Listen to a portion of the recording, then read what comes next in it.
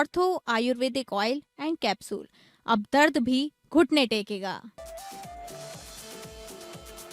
PM Modi ने Australia से किया ऐलान, भारत को यूरेनियम सप्लाई करेगा ऑस्ट्रेलिया। भारत में पहली बार होगा बिग बैश लीग का मैच। एआई से बदलेगी झारखंड की तस्वीर, 1150 करोड़ का मेगा प्लान, 1 लाख नौकरियों का ऐलान। निवेशकों और उद्योग जगत से साझेदारी का आह्वान। हेमंत सरकार की बड़ी पहल। यूपी गुजरात से लेकर उत्तराखंड और हिमाचल तक बारिश ने मचाई तबाही, सैकड़ों रास्ते बंद, चारधाम यात्रा प्रभावित।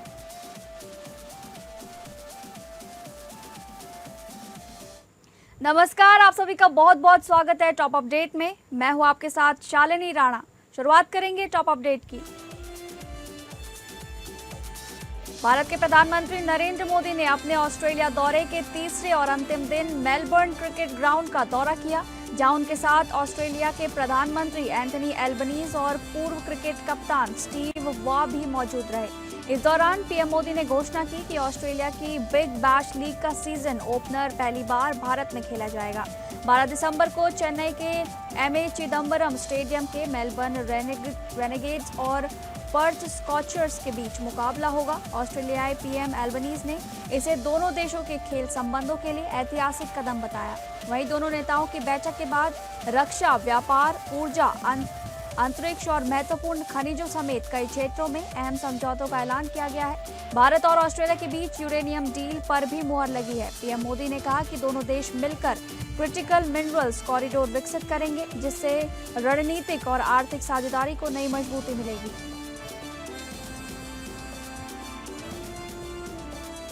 अमेरिकी अखबार वॉल स्ट्रीट जर्नल की रिपोर्ट में दावा किया गया है कि इजराइल ने अमेरिकी राष्ट्रपति डोनाल्ड ट्रंप को खुफिया जानकारी दी है, जिसमें ईरान द्वारा उनकी हत्या की कथित साजिश रचे जाने का संकेत मिला है। रिपोर्ट के अनुसार ये जानकारी हालिया घटनाक्रम के बीच इजराइल ने पेंटागन के साथ भी साझा की है। हालांकि इस दावे पर अब तक अमेरिका और ईरान दोनों सरकारों की ओर से कोई आधिकारिक प्रतिक्रिया नहीं आई है। इससे पहले वॉशिंगटन ईरान पर ट्रंप को निशाना बनाने की कोशिशों का आरोप लगाता रहा है। हाल ही में नाटो सम्मेलन के दौरान ट्रंप ने भी अपने जान को ईरान से खतरा बताया था।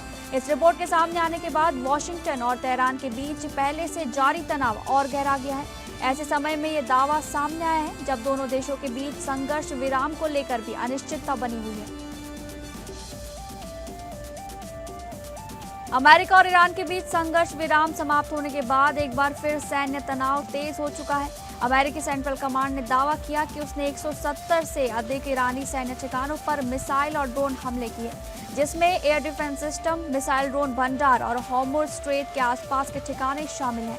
वहीं ईरान ने दावा किया कि उसने अमेरिकी MQ-9 ड्रोन को मार गिराया है। हालांकि अमेरिका ने इसकी पुष्टि नहीं की है। ईरान ने अमेरिका को हॉर्मुज स्ट्रेट में दखल देने की चेतावनी भी दी है। ईरानी अधिकारियों के अनुसार बुशहर परमाणु ठिकाने पर भी हवाई हमला हुआ, लेकिन किसी बड़े नुकसान की पुष्टि नहीं हुई। जवाबी कार्रवाई में ईरान ने बहरीन, कुवैत और जॉर्डन स्थित अमेरिकी सैन्य ठिकानों पर मिसाइलें दागने का दावा किया है। बढ़ते तनाव के बीच हॉर्मुज स्ट्रेट में जहाजों की आवाजाही प्रभावित होने की खबर भी सामने आ रही है, जबकि ट्रंप और इजरायली प्रधानमंत्री बेंजामिन नेतन्याहू ने भी ताजा हालात पर फोन पर चर्चा की।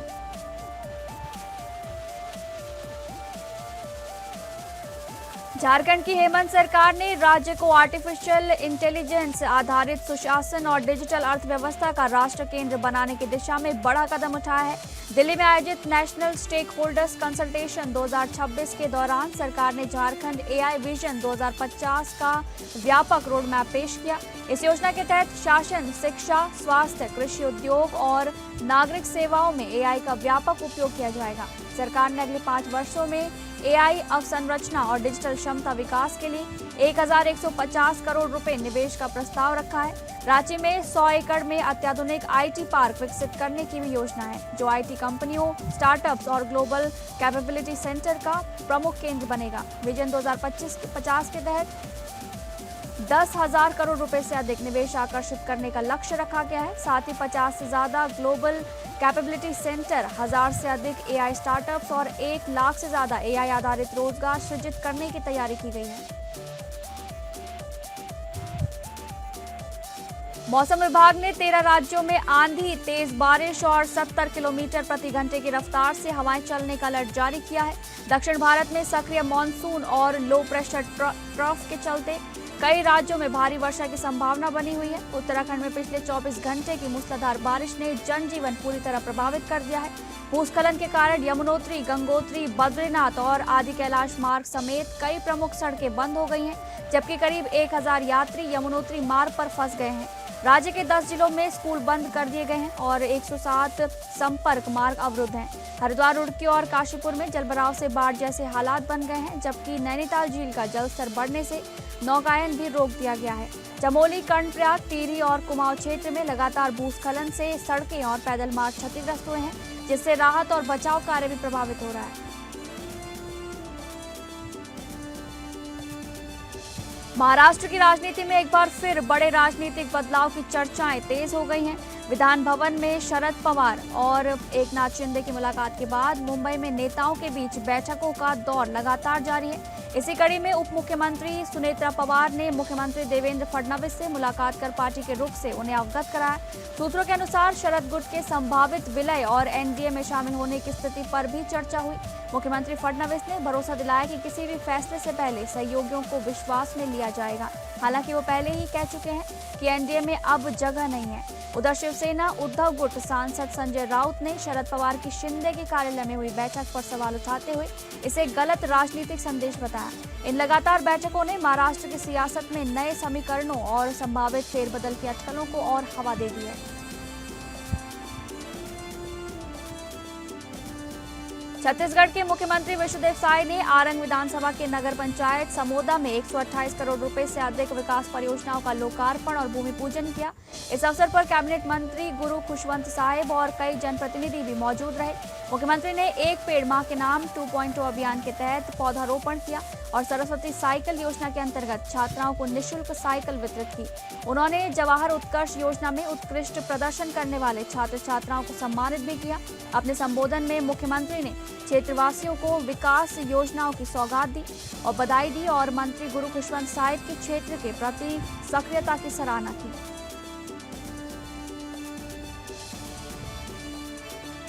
उत्तर प्रदेश के मुख्यमंत्री योगी आदित्यनाथ ने रक्षा मंत्री राजनाथ सिंह को जन्मदिन की हार्दिक शुभकामनाएं दी हैं।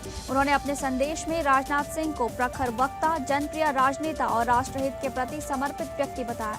मुख्यमंत्री ने कहा कि उनका सरल स्वभाव, विनम्र व्यवहार और देश सेवा के प्रति अटूट समर्पण करोड़ों लोगों के लिए प्रेरणा का स्रोत है। योगी आदित्यनाथ ने प्रभु श्री राम से रक्षा मंत्री के उत्तम स्वास्थ्य, दीर्घायु और यशस्वी जीवन की कामना की। उन्होंने विश्वास जताया कि राजनाथ सिंह का अनुभव और नेतृत्व देश की सुरक्षा तथा विकास को आगे भी नई मजबूती देता रहेगा। अमरोहा देहात थाना क्षेत्र के हादरपुर जमानिया गांव से अवैध तमंचे के साथ रील बनाने का एक वीडियो सोशल मीडिया पर तेजी से वायरल हो रहा है। वीडियो में विकास नाम का युवक हाथ में तमंचा लहराते हुए रील बनाता दिखाई दे रहा है। वीडियो सामने आने के बाद अमरोहा पुलिस ने मामले का संज्ञान लेते हुए जांच शुरू कर दी है। पुलिस युवक की पहचान और वीडियो की सत्यता की पुष्टि करने में जुटी है। अधिकारियों का कहना है कि सोशल मीडिया पर हथियारों का प्रदर्शन कर दहशत फैलाने वालों के खिलाफ सख्त कार्रवाई की जाएगी। अमरोहा के रजबपुर थाना क्षेत्र में नेशनल हाईवे 9 पर चलती कार से खतरनाक स्टंट करना एक युवक को भारी पड़ गया। सोशल मीडिया पर स्टंट का वीडियो वायरल होते ही यातायात पुलिस और रजबपुर पुलिस ने संयुक्त कार्रवाई करते हुए जांच के बाद कार चालक को गजरौला के अतरपुरा मोहल्ले से वाहन सहित हिरासत में ले लिया। पुलिस ने मोटर वाहन अधिनियम के तहत कार का चालान करते हुए भारी जुर्माना लगाया और वाहन को सीज कर दिया। बाराबंकी के घुंगटेर थाना क्षेत्र में सड़क हादसे में घायल राम सिंह के इलाज के दौरान मौत के बाद गांव में तनाव का माहौल बन गया। पोस्टमार्टम के बाद शव गांव पहुंचते ही परिजनों और ग्रामीणों ने अंतिम संस्कार से इनकार करते हुए मुआवजा और सरकारी नौकरी की मांग को लेकर प्रदर्शन शुरू कर दिया। परिजनों का आरोप है कि सामुदायिक स्वास्थ्य केंद्र के अधीक्षक की तेज रफ्तार गाड़ी की टक्कर से राम सिंह की कार खाई में पलट गई थी। हादसे में गंभीर रूप से घायल राम सिंह ने जिला अस्पताल में इलाज के दौरान दम तोड़ दिया। सूचना पर उप जिलाधिकारी, क्षेत्राधिकारी समेत कई थानों की पुलिस मौके पर पहुंची और हालात संभाले गए। परिजनों ने आर्थिक सहायता, बच्चों की मुफ्त शिक्षा, कृषि भूमि का पट्टा और आरोपी चालक के खिलाफ सख्त कार्रवाई की मांग उठाई। झारखंड के पश्चिमी सिंहभूम जिले में पुलिस ने ब्राउन शुगर तस्करी करने वाले एक सिंडिकेट का भांडाफोड़ करते हुए बड़ी कार्रवाई की है। चक्रधरपुर थाना पुलिस ने 2 अलग-अलग मामलों का खुलासा कर 5 मादक पदार्थ तस्करों को गिरफ्तार किया है। पुलिस ने आरोपियों के कब्जे से करीब 16.75 ग्राम ब्राउन शुगर की 75 पुड़िया, मोबाइल फोन और एक मोटरसाइकिल भी बरामद की है। गुप्त सूचना के आधार पर पुराना बस्ती इलाके में छापेमारी के दौरान 2 तस्करों और एक ग्राहक को गिरफ्तार किया गया।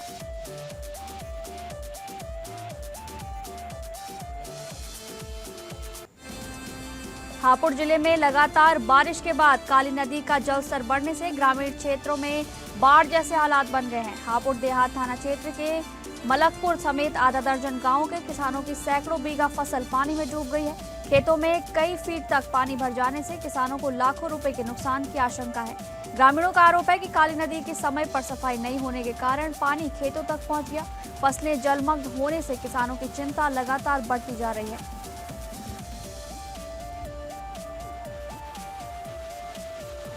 हरदोई के कचौना थाना क्षेत्र के समसपुर गांव में धान की रोपाई के बाद नहर पर हाथ पैर धोने गई 3 किशोरियां तेज बहाव की चपेट में आकर डूब गईं।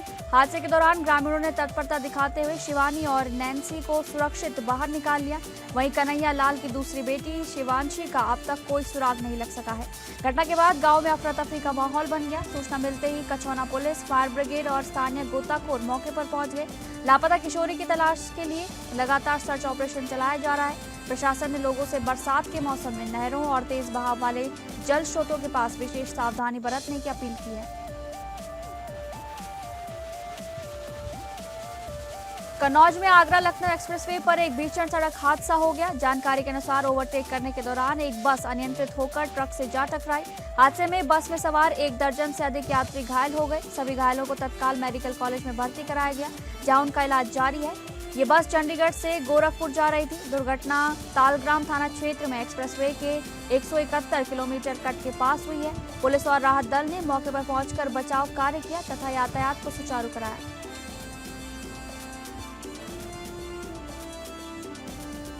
मुरादाबाद के बिलारी थाना क्षेत्र में आगरा मुरादाबाद मार्ग पर शमशान घाट के पास तेज रफ्तार ट्रक ने बाइक सवारों को टक्कर मार दी। हादसे में बाइक पर सवार 3 लोगों में से 2 की मौके पर ही दर्दनाक मौत हो गई, जबकि एक व्यक्ति गंभीर रूप से घायल हो गया। बताया जा रहा है कि तीनों एक शादी समारोह में शामिल होने आए थे। दुर्घटना की सूचना मिलते ही पुलिस मौके पर पहुंची और घायलों को सामुदायिक स्वास्थ्य केंद्र बिलारी भेजा गया। डॉक्टरों ने 2 लोगों को मृत घोषित कर दिया, जबकि गंभीर घायल को प्राथमिक उपचार के बाद जिला अस्पताल रेफर कर दिया गया है। शाहजहांपुर के बांडा थाना क्षेत्र में टोल प्लाजा के पास एक पेड़ पर करीब 10 फीट लंबा विशालकाय अजगर दिखाई देने से इलाके में हड़कंप मच गया। ग्रामीणों की सूचना पर वन विभाग की टीम तत्काल मौके पर पहुंची और रेस्क्यू अभियान शुरू किया गया। अजगर को सुरक्षित पकड़ने के लिए वन विभाग के कर्मचारियों को काफी मशक्कत करनी पड़ी। लंबे प्रयास के बाद टीम ने अजगर को सफलतापूर्वक जाल में कैद कर लिया। रेस्क्यू के दौरान मौके पर बड़ी संख्या में ग्रामीण की भीड़ जमा रही। मुख्य सचिव आनंद वर्धन की अध्यक्षता में सचिवालय में स्प्रिंग एंड रिवर रिजुवेशन अथॉरिटी की उच्च स्तरीय बैठक आयोजित की गई। बैठक में भूजल संरक्षण और रिचार्ज को प्रभावी बनाने के लिए नई ग्राउंड वाटर रिचार्ज पॉलिसी तैयार करने के निर्देश दिए गए। साथ ही गैर सरकारी संस्थानों और आवासीय सोसाइटियों में वर्षा जल संरक्षण को बढ़ावा देने पर भी जोर दिया गया। मुख्य सचिव ने पौराणिक और सांस्कृतिक महत्व के धारे नौलों के संरक्षण एवं पुनर्जीवन के प्रस्ताव जल्द भेजने के भी निर्देश दिए। अक्षय कुमार की multi starrer comedy film welcome to the jungle 2 सप्ताह बाद भी बॉक्स ऑफिस पर शानदार प्रदर्शन कर रही है। फिल्म ने 14वें दिन घरेलू बाजार में करीब 2.15 करोड़ रुपए और विदेशी बाजार में लगभग 25 लाख रुपए की कमाई दर्ज की। विदेशी बॉक्स ऑफिस पर फिल्म का कुल कारोबार 31 करोड़ रुपए के पार पहुंच गया है। वहीं भारत में फिल्म का नेट कलेक्शन 125 करोड़ रुपए से अधिक और ग्रॉस कलेक्शन 148 करोड़ रुपए के पार हो चुका है। दुनिया भर में फिल्म की कुल कमाई 180 करोड़ रुपए से ज्यादा पहुंच गई है और अब इसकी नजर 200 करोड़ क्लब पर है। 4 फिल्मों से मुकाबले के बावजूद फिल्म दर्शकों को सिनेमा घरों तक खींचने में सफल रही। हालांकि अब रिलीज हुई कॉमेडी फिल्म धमाल 4 के साथ बॉक्स ऑफिस पर मुकाबला और दिलचस्प होने की उम्मीद है।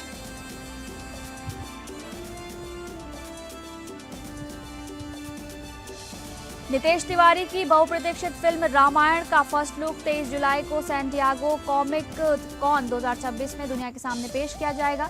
इस खास मौके पर निर्माता निमित मल्होत्रा, निर्देशक नितेश तिवारी के साथ रणबीर कपूर और यश भी मौजूद रहेंगे। दुनिया के सबसे बड़े पॉप कल्चर इवेंट में फिल्म की प्रस्तुति इसके ग्लोबल प्रमोशन अभियान का अहम हिस्सा मानी जा रही है। मेगा बजट में बन रही इस फिल्म में रणबीर कपूर भगवान राम, साई पल्लवी माता सीता और यश रावण की भूमिका निभा रहे हैं। टी20 विश्व कप जीतने के बाद टीम इंडिया लगातार दूसरी टी20 सीरीज हारकर आलोचनाओं के घेरे में आ गई है। आयरलैंड के बाद इंग्लैंड ने भी भारत को सीरीज में मात दी, जिससे टीम की रणनीति और प्रदर्शन पर सवाल उठने लगे हैं। विशेषज्ञों के अनुसार विदेशी परिस्थितियों के अनुरूप बल्लेबाजी नहीं कर पाना, टीम चयन में लगातार बदलाव और अस्थिर गेंदबाजी संयोजन हार की बड़ी वजह रही है।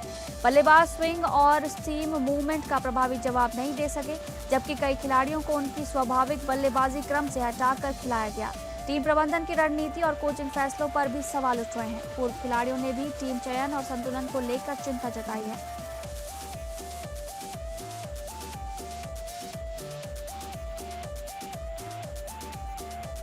तो फिलहाल टॉप अपडेट में बस इतना ही। नमस्कार।